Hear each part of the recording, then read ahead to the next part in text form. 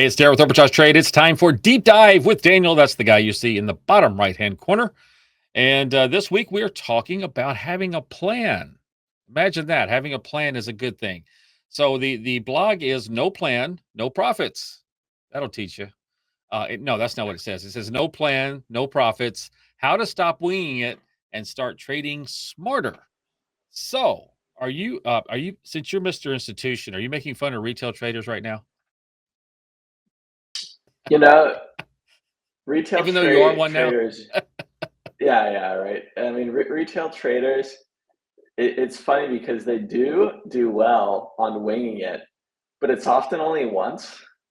And then, if you go on Reddit To and the you look at moon. all the lost porn, it's like I was up a million, now I'm down two, and it was like, how did you manage that? Like, it's actually quite impressive. That's right. It's hard to do. Not to say that hedge funds don't blow up, right? We've seen that too. So it's not like, Well, if they do, we don't ever see it. It all gets hidden. It gets hidden away in swaps and everything. That's a whole nother thing. But we're not going to talk about that today. So go ahead and tell me what happens when you trade without a plan. I think you said it was a recipe for disaster. So a couple of bullet points to give us on why that is a disaster. yeah, I think without a plan and you're just kind of winging it, like really, it boils down to emotions, right? So the stock burns you, you keep trying to trade it to make up the losses, and you're really taking setups that aren't there. It's sounding like You blackjack, by the way, in the casinos. Go ahead. Yeah, well, that's what it is, right? Without a Yep. plan, it's just gambling, right? It's just gambling on a computer Right. screen.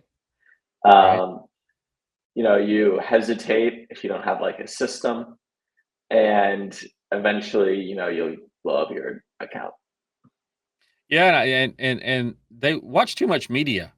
That's why our CEO doesn't like to watch the media because by the time it becomes news on the media, like, "Hey, this is doing great. It's on the way up." Blah blah blah. That usually means that the institutions already have all their money in it at a much lower average, and they are counting on retail to help them with getting their profits and pulling the rug out. Right? I mean, it's always too late. Yeah, I mean, whenever you hear about these at least very large and like some of the best performing like investment funds, obviously at this point a lot of them are run by computers, but none of them have a TV in it playing, MSNBC in the black Right? in the background, right? So No, but there's they'll come on those shows though and push their oh, portfolio. That's for absolutely. sure. There's just no edge into watching media though, right? If Exactly. you're gonna read something, it's got to be like kind of real research on something, right? You're reading the headlines, unless you're looking for some kind of drawdown setup, isn't probably going to give you any edge. Right, right. So let's break down. You broke down six different elements of a good trading plan. And so what are number one is your trading goals. So tell us what that means. Yeah, so you got to set some kind of goal, and I say when you start, like set a goal, but don't beat yourself up of whatever happens. Like your real goal should be to stick to your plan, right? So all the other steps kind of after this will maybe be a bit more important, but you do need to have that overarching goal. So that could be, you want to have X amount of profit every week, month, end of the year. You only want to allow so much drawdown. You want to only approach setups that have a risk reward of a certain number. So it can really be whatever you want. And, maybe to start, your goal should be, kind of this broad thing of like, okay, 9 out of my 10 trades are me sticking to my plan. Maybe it's 8 out of 10. Because when you're starting, one of the big things that always kind of get traders is that they're going from this strategy to that strategy. And it's not, and, the odds you find your perfect strategy when you start is very slim, but you need to, for, kind of learning and consistency's sake, need to kind of start with one and you modify it over time, but kind of stick to it. Because if you're always switching, you're always trying something completely new, you're kind of never even going to get off the ground. So, pick your overarching goal of what you want to start. But, whatever that goal is, kind of start with one strategy to get there, at least for a few months. Yeah, yeah, I think people change their I say people, um, non-studious retail investors will have a plan, or they won't even have a plan, but those that do sometimes will switch it to a different plan because they might still have a chance if they follow that plan, even though they lost with that first plan. Um, you said there's different. You said choose your battlefield and don't try to trade everything like Bitcoin, securities, forex. Don't trade everything. Try to specialize in something. I guess that's so you can have your mindset without being just scatterbrained. I guess. Yeah, I think it's quite difficult to really, if you're trying to trade everything, you'd really probably be a macro trader, right? You're you got Right. your futures, you got your currencies, ETFs. nowadays. Yeah, yeah. I mean, you got stocks, you got crypto, right? It can kind of be a lot. So at least, when you're starting out, you probably want to pick one area and just stick with it. At least as far as kind of famous retail traders go, I've never read about one that's like trading every single market, right? If you read the market wizard books of the macro hedge funds that manage billions, like they do that, but they also have, you know, teams underneath them that are helping them find things, manage strategies, and it's a whole different ball game. So, as a retail trader starting out, kind of pick your lane, and if you get your lane down after a year, you can go look somewhere else, right? Like if you get Like like, Hitch. Stay in this lane. Don't get out here and here. yep, yep. So, and even with that, it comes down to like what time frame do you want to look at? Like where are you going to focus within that? Like, with Forex, there's the major pairs against the US dollar. There's more volatile, like exotic pairs. Stocks, there's different, like, if you're a day trader, they probably like trading the biotechs because they move a lot. They have a really big ATR. Um, just, yeah, you got to pick your lane, and then also pick your lane based on what your personality is, right? Right, If you like right. that fast moving stuff, day trade biotech. For me personally, it's like I, try to swing trade things that are higher ATR that are going to make their move over weeks to a month. Explain ATR for those that don't know. It's the average trading range. So it's how far a stock moves on a given day. And Yep. you can kind of use that as a proxy of how quickly a stock might make the move to your desired target or to your undesired target. Yeah, and utilizing the time frames to get a better idea of that. But you kind of a subset of that is your setup and strategy, and where you can decide what it has to get to enter a trade, and then I guess exit a trade, which is also a little further down in your six things. Um, and then whether you're looking at, I mean, because it seems to be more safe to go into ones that have a lot of volume. And then it also seems to be high risk, high reward for those that have the lower volume. Yeah, so I mean, I'll give an example using the arbitrage trading indicators. So a setup we have is going into a arbitrage band buy signal is that you also want to see the Atlas band turn green, and you also want to see a green X, right? Like that'd be a golden setup if that That's a prior very to yeah, the very simple arbitrage. one. It's also very easy for us to see. For a Yep, starting trader, it just basically okay. Is it red? Not yet. Green? Okay, now I'm gonna start looking and then oh wow, there's that green X. And then maybe the yep. green arrow, all So, the different so if you indicators. get Yeah. you get those three kind of green indicators, it's a pretty easy entry, right?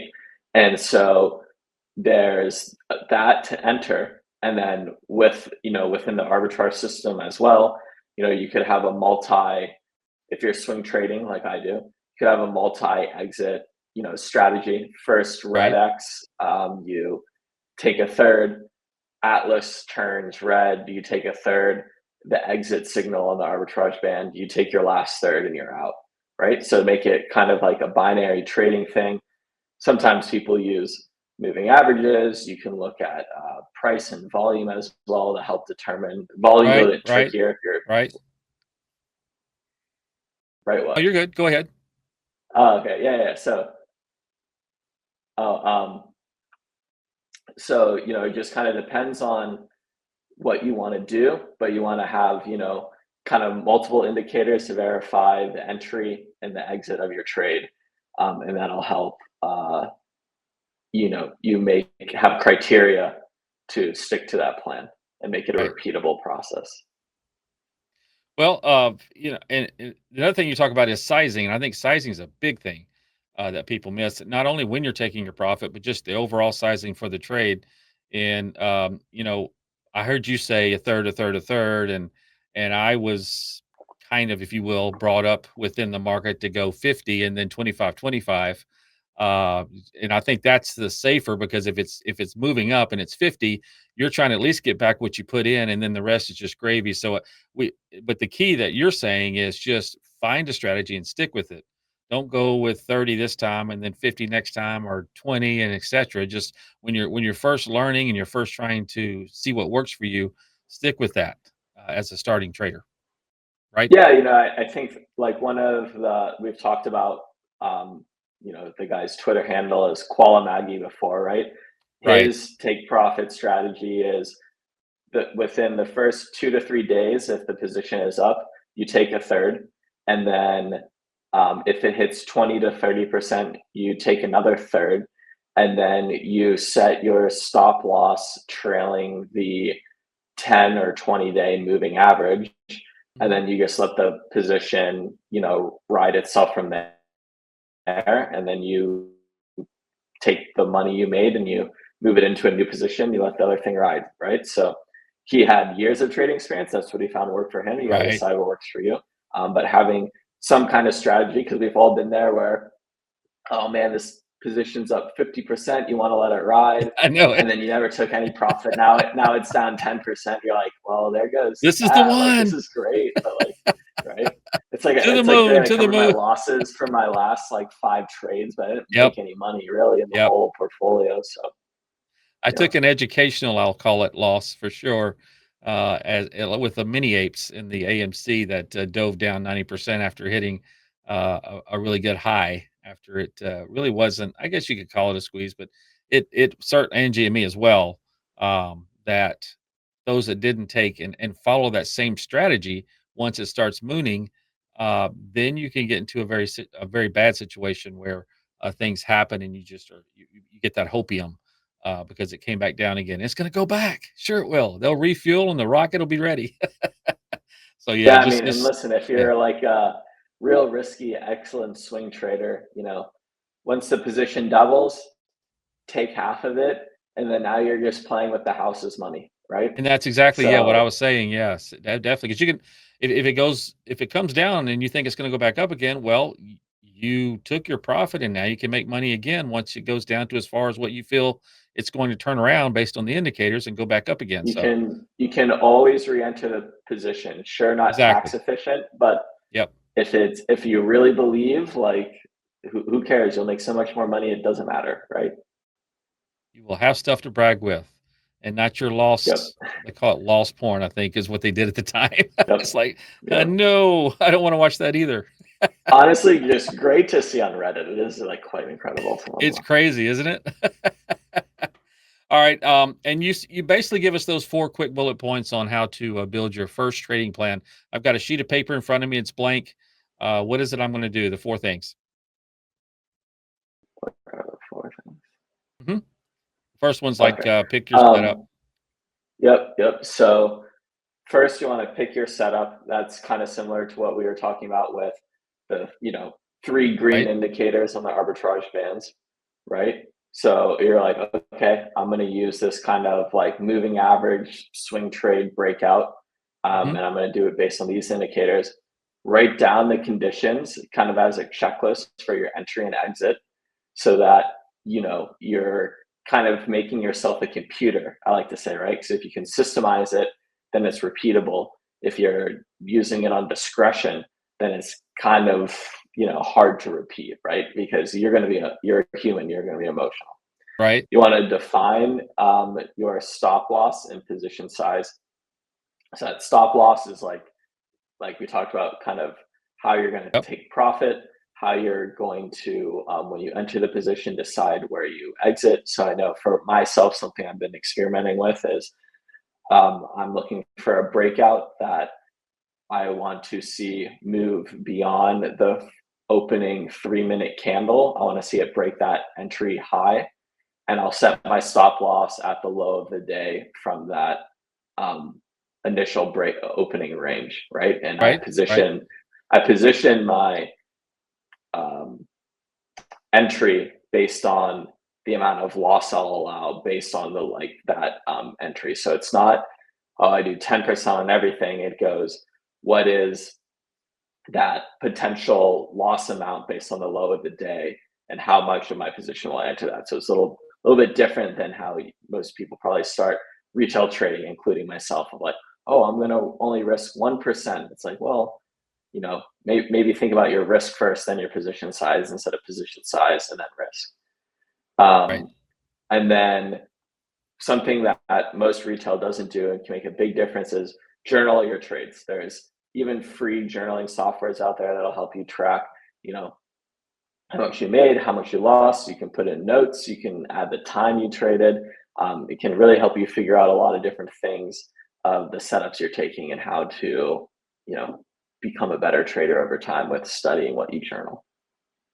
Absolutely, something to refer back to. I mean, I know within the applications, you get the history of what you have bought and sold, but that doesn't break it down to what the decisions were when you went in. So, being very detailed about the steps that we just talked about. So that's good. That's a good recap of the four things. If you want to start doing a trading plan, if you haven't, then what are you waiting for?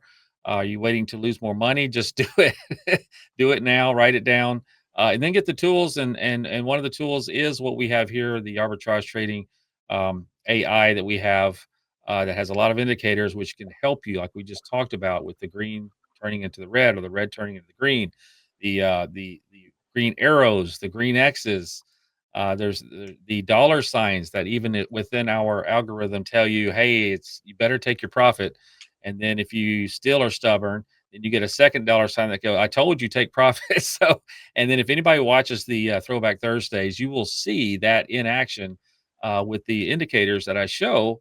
And it proves that right after that second dollar sign goes up, there goes the stock down. And if you had that indicator at your disposal, it might things be a little happier, and you'd have a happier recap on your journaling when it's all said and done. So, appreciate you bringing these to us because I'm sure there are some out there that do not have a plan, and we're just saying have a plan and then use the tools and then journal it so that you can make some improvements with that plan. Anything else you want to add Yep. before we jump off? No, just write that plan, even if it's on a post-it note, and experiment with it over time and Right. review your trades. That's the only way you're going to get better. Sounds like school, sounds like work, but for me and you, that sounds like profit. So, thanks Yep. for thanks for bringing that, Daniel, and we'll see what you got for us next week. Yep. Talk to you later, Dan. All right, bye.